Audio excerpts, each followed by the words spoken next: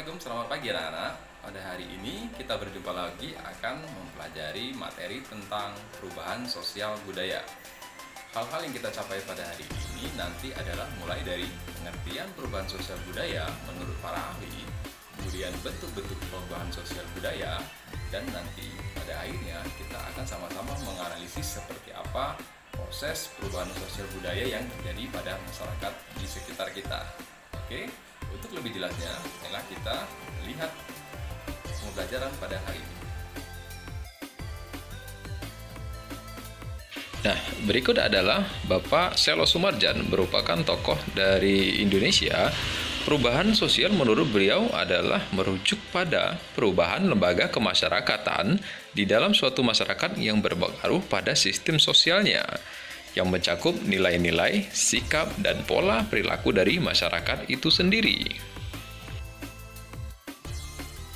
Oke, yang berikutnya adalah Bloom. Dalam teorinya, beliau mengatakan bahwa ruang lingkup perubahan sosial terdiri dari unsur-unsur kebudayaan, baik material dan immaterial. Fokusnya ialah pengaruh besar unsur material terhadap unsur imaterial. Itu menurut si Ogbo. Jika Davis lebih menekankan bahwa perubahan sosial itu terjadi sebagai wujud perubahan yang terjadi dalam struktur dan fungsi suatu masyarakat.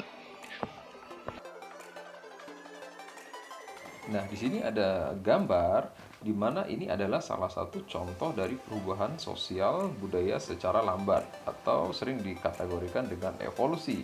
Dalam perubahan ini, terdapat suatu rentetan perubahan-perubahan kecil yang saling mengikuti dengan lambat. Perubahan secara evolusi biasanya terjadi dengan sendirinya, tanpa suatu rencana atau kehendak tertentu. Selain itu, perubahan tersebut karena usaha masyarakat untuk menyesuaikan diri terhadap kondisi yang mereka alaminya.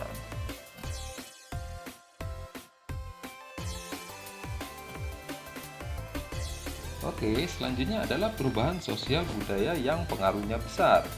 Adalah perubahan sosial budaya yang dapat membawa perubahan dalam berbagai aspek kehidupan dan membawa perubahan pada struktur sosial masyarakat.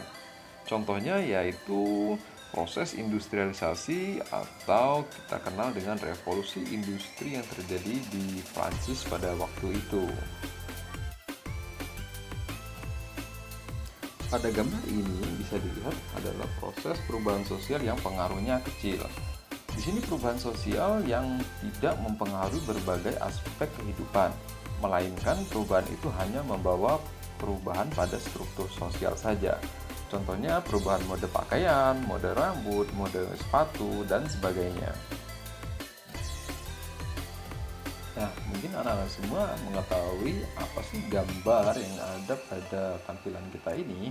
Ya, ini adalah merupakan perubahan sosial yang dikehendaki atau direncanakan, yaitu proses perubahan yang memang direncanakan oleh pihak-pihak yang menghendaki perubahan tersebut. Contohnya ini adalah pembangunan jalan tol, di mana ini semua direncanakan dan diharapkan oleh orang-orang yang memiliki kepentingan.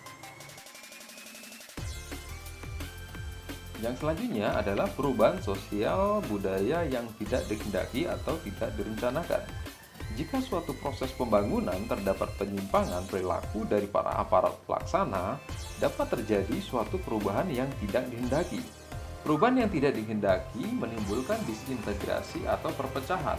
Selain itu, akibat penyimpangan ini menyebabkan tidak berfungsinya berbagai lembaga. Secara formal, lembaga-lembaga itu tampak ada, tapi kenyataannya tidak berfungsi lagi. Contoh lain yang menggambarkan proses disintegrasi dari perubahan-perubahan yang tidak diinginkan, misalnya terjadinya kesenjangan sosial, pengangguran, dan kriminalitas yang mengakibatkan ekonomi masyarakat rendah, kemudian muncullah perkampungan-perkampungan kumuh seperti pada gambar seperti ini.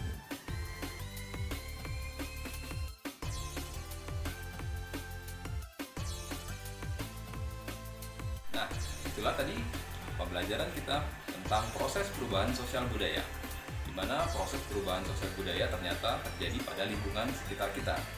Jadi, mulai hari ini kita lihat segala sesuatu yang terjadi di sekitar lingkungan kita merupakan proses dari perubahan sosial budaya. Tentunya kita juga mengalami proses-proses ini. Nah, demikian pembelajaran pada hari ini. Semoga ini bermanfaat bagi kita semua. Assalamualaikum warahmatullahi wabarakatuh.